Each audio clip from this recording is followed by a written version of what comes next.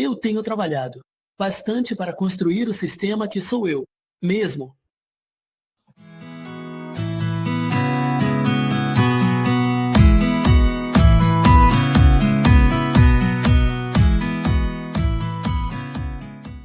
Eu costumo falar sobre luta, mas parece que as pessoas no Japão, em geral, interpretam essa palavra como briga e não querem brigar. Olha, eu também não quero brigar, mas a luta é outra coisa. A luta é, na verdade, uma batalha consigo mesmo.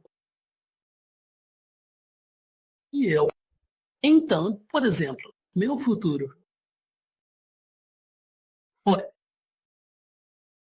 não posso aceitar o fato de que minha própria necessidade de falar no sentido existencial, que vem da filosofia, esteja agora sendo alienada.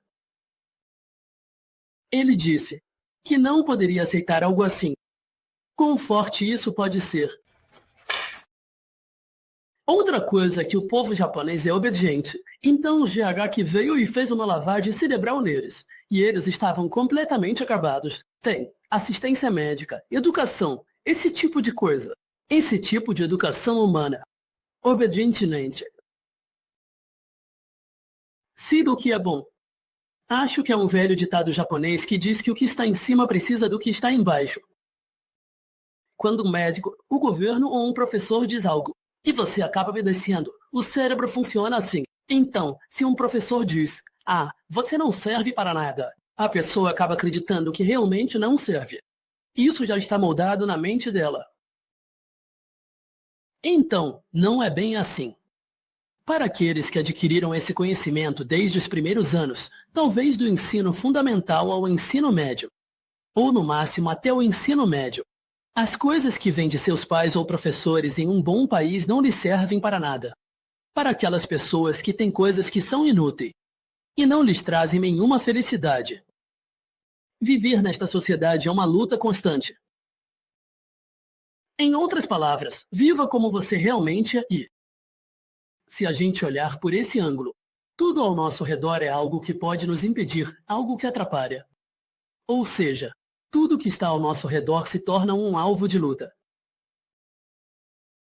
Como resultado, as doenças, de fato, podem se manifestar de várias formas, mas muitas vezes são sinais de que o cérebro está vivendo de uma maneira que não é a sua verdadeira essência. Às vezes, isso acontece porque você não está vivendo de acordo com quem realmente é. Mesmo que eu queira viver meu verdadeiro eu, essa sociedade não me deixa. E a sociedade, o país é assim, e as pessoas ao meu redor não me apoiam nesse sentido. Pois é, e quando você perde, é complicado. Tem isso também, né? O importante é resistir. Resistir a isso. Se você não andar, ou não comer, ou não obedecer, acaba se colocando em uma situação difícil para convencer os outros ao seu redor. Isso é, na verdade, a maneira mais prejudicial de agir, né? E no final, acaba resultando em doenças, como consequência de várias coisas. Então, a questão é, qual é a melhor maneira de lidar com isso? É algo que precisamos aprender. Qual é a melhor maneira de fazer isso? A gente realmente precisa aprender isso. Bem, isso significa sair pelo mundo, protegê-lo, trabalhar duro e vencer. Acho que você só percebe isso quando está na casa dos 50. Na casa dos 40, isso é impossível, né? Até os 50, a gente aprende sobre ganhos e perdas, estratégias e condições de negociação, mas depois dos 50, a gente começa a entrar numa fase em que está construindo a própria identidade.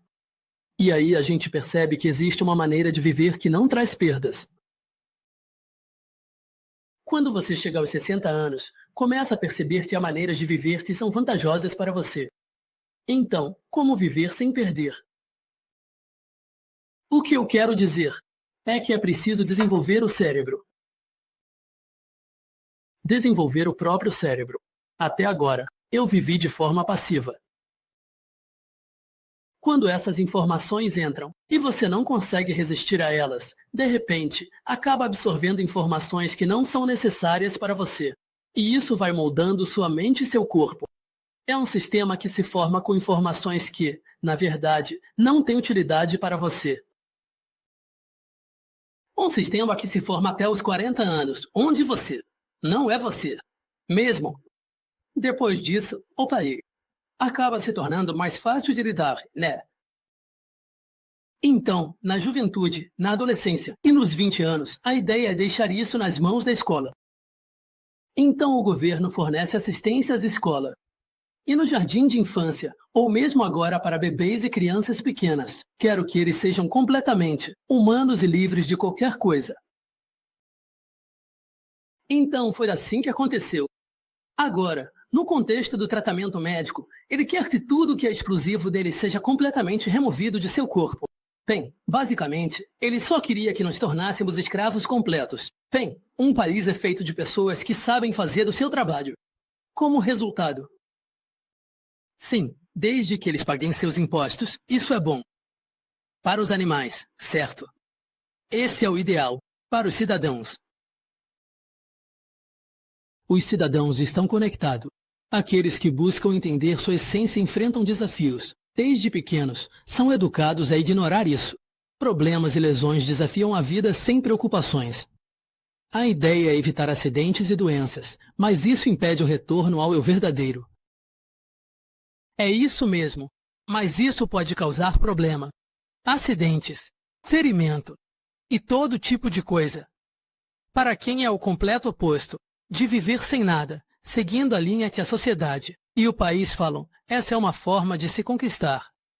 Então, se você não sofrer acidentes, não se machucar e não tiver problemas, você não ficará doente. Isso, essa maneira de viver, definitivamente não te permite voltar ao seu verdadeiro eu. É isso mesmo. Essa é a percepção que vem aos 40 anos. Quando você chega aos 50, na verdade, você começa a perceber que existe um caminho para conquistar seu verdadeiro eu, que é exatamente o oposto do que o país, a sociedade e os pais sempre disseram. E só aos 50 anos é que algumas pessoas conseguem perceber isso. Então a doença é oportunidade. A verdade é que, até os 40 anos, a maioria das pessoas acha que é melhor não ter doença. E realmente, isso é uma visão comum. Mas eu sou diferente. Desde a adolescência, eu sempre pensei que lesões, problema e acidente eram todos meus. Eu sempre buscava me meter em encrenca. Eu achava que isso era uma forma de recuperar a mim mesmo. Eu percebi isso cedo, ainda na 6ª série. Você se suicidou? É isso mesmo. Depois de cometer suicídio, ele voltou à vida. E isso ocorre porque neste país temos um sistema educacional e moral que faz as pessoas acreditarem que seus pais são as pessoas que eles criaram para elas. Então, sim. A frase "devemos isso aos nossos pais" e sermos fiéis a eles é muito usada no Japão. E, a menos que consigamos romper com isso, nunca conseguirei fazer isso. Eu percebo que não consigo viver com a minha própria identidade. Eu queria romper com isso. Passei por bullying que quase me levou à morte, mas queria me libertar dos meus pais. Quando voltei, eles não estavam mais. Se não ouço mais o que dizem, não me sinto preso. Me pergunto, por que nasci? Qual o sentido da minha existência? Isso aconteceu na 6ª série. Sofri bullying na escola. No ensino médio, todos eram da mesma nacionalidade e meu ambiente mudou. Percebi que aquele lugar era meu. Então, pensei livremente. Comecei a refletir sobre o significado da minha existência. Desde então, eu amava a literatura. Eu não consigo viver sem pensar sobre isso, sabe? Isso foi na 6ª série. Bom, como sou coreano residente no Japão, na escola primária, eu sofri bullying por ser considerado coreano. Então, no ensino médio, como todos eram da mesma nacionalidade, meu ambiente mudou completamente. Foi a primeira vez que percebi, aqui é o meu lugar. Quando isso aconteceu, eu consegui começar a pensar livremente na minha cabeça. Foi nesse momento que comecei a refletir sobre o significado da minha existência. Desde aquela época, eu já era um garoto que amava literatura. Já li muitos livros. Acho que essa foi uma influência. No meio de tudo isso, comecei a pensar na necessidade de um sentido para a minha existência. Eu estava no primeiro ano do ensino fundamental. Bem, nesse caso, criar seu próprio sistema. Então, essa ideia realmente me impactou muito. Quando olhei ao meu redor, percebi que todos eram robôs. Era no primeiro ano do ensino médio, mas parecia que todos eram robôs. Na escola primária, todos ao meu redor também eram robôs. E, provavelmente, eu também era um robô desde a época da escola primária. Depois de morrer e voltar à vida, quando entrei nesse novo ambiente, foi como se eu tivesse dado o meu primeiro passo, e assim, comecei a me distanciar desse estado de robô. Eu percebi que a única coisa que eu precisava fazer era me libertar. Sim, o primeiro passo necessário era voltar às minhas raízes, né? De onde eu vim, afinal? De onde eu vim, né? Por que eu nasci? Qual é o significado disso? Qual é a razão? Eu ficava pensando só nisso.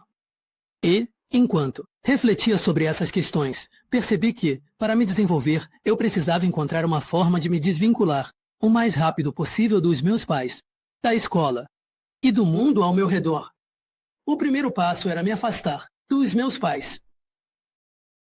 Então, de qualquer forma, quando você entra, você sai da casa. Isso foi bem difícil. Então, já que eu estava em Kyoto, também fui aqui em Kyoto. Kyoto é um desses lugares onde você pode escapar não importa o que aconteça. Primeiro, era um lugar fechado e não me agradava nem um pouco. Eu só queria sair. Eu queria ser livre. Meus pais me disseram que eu queria sair daquela terra. Então decidi que era o fim da história. Eu queria sair.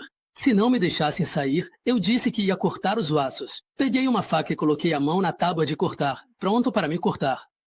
Cheguei a quase 1.000 ienes. E aí, finalmente, meus pais perceberam que não tinha mais como continuar. Eles aceitaram, não tinha jeito. Então, eu fui para Kyoto. E foi aí que minha vida realmente começou. Bom, é uma grande metrópole, né? Quando cheguei em Tóquio, eu não sabia nada, nem para onde ir. Era exatamente o espaço que eu estava buscando. Eu sentia que estava prestes a fazer algo incrível. Sim, eu tinha 16 anos, né? Tenho trabalhado duro. Para criar o sistema humano chamado Ju há muito tempo, é trabalho. Não é tanto aprender, mas sim estudar. É mais como um robô. É como se os robôs estivessem sendo produzidos em massa, e dentro disso, você coloca um software, e se passar eletricidade, eles começam a funcionar. É assim que muitas pessoas estão vivendo. E, ao invés de sair dessa situação, eu comecei a me perguntar de onde eu vim. Por que eu estou aqui? E, ao refletir sobre isso, percebi que sou, sem dúvida, um ser humano. Bem, se você é humano, então, o que significa ser humano? Mas ao meu redor, todo mundo parecia robô. Se eu quero me desenvolver, preciso me afastar dos meus pais, da escola e de várias outras coisas. Eu posso ir eliminando todos os softwares que não têm a ver comigo. A ideia é não deixar que isso entre. E tudo que já está dentro, eu preciso expulsar. Esse é o trabalho que eu tenho que fazer. Tóquio era um lugar incrível. Esse é o tipo de trabalho que venho fazendo há muito tempo. Aquilo é expulsar tudo isso. Foi bom, mas o que eu vou colocar no lugar? Então, começamos a fazer 100 trabalhos em 100 regiões, vagando pelo país. Sim, eu faço muitos trabalhos diferentes, interajo com muitas pessoas diferentes, e passei a entender o que significa ser humano. Eu não sabia o que eu precisava colocar dentro de mim, né? Para isso, eu precisava ter várias experiências, conhecer a sociedade, conhecer as pessoas, aprender sobre várias coisas. O que eu deveria dizer? O que eu definitivamente não deveria deixar entrar? Enquanto eu me dedicava a isso, fui percebendo naturalmente. E assim, já na metade dos meus 20 anos. Sim. A partir de uma ordem, eu acabei me envolvendo com doenças, sintomas e o mundo da medicina. Eu sempre quis me relacionar com as pessoas. Quando eu estava no ensino fundamental, e isso acontece desde o ensino médio, eu queria interagir com as pessoas e ajudar de alguma forma. Dessa forma, ter uma boa qualidade em termos de sua própria existência é útil aos outros. Percebi que esse era o caso quando estava no primeiro ano do ensino fundamental. Percebi que, para ser útil para pessoas assim, preciso ser eu mesmo, não um robô. Então tenho trabalhado para me desenvolver. Eu trabalhei em cerca de 80 empregos entre os 25 e 26 anos. Bem, eu tinha viajado por todo o país. Então eu tinha conquistado bastante. E então entrei no mundo da medicina. Mas há muitas coisas neste mundo que eu não sabia. Eu não sabia muito sobre isso. Então fiquei completamente perdido. E me senti um completo amador. Mas não é o caso. É uma garota doente. É sobre o corpo dela. Então não tem como ela ser amadora. Já que se trata de mim, definitivamente sou um profissional quando se trata de mim mesmo. No entanto, quando se trata de doenças vulcânicas, a educação e o consenso social são de que as pessoas são amadoras. Como é esse país? Espero que todos possam ser assim. O país está estruturado assim. É estranho, né? Isso definitivamente está errado. Então, é isso. E, por isso, eu tenho vivido em resistência, sabe? Estou passando por uma fase de rebeldia.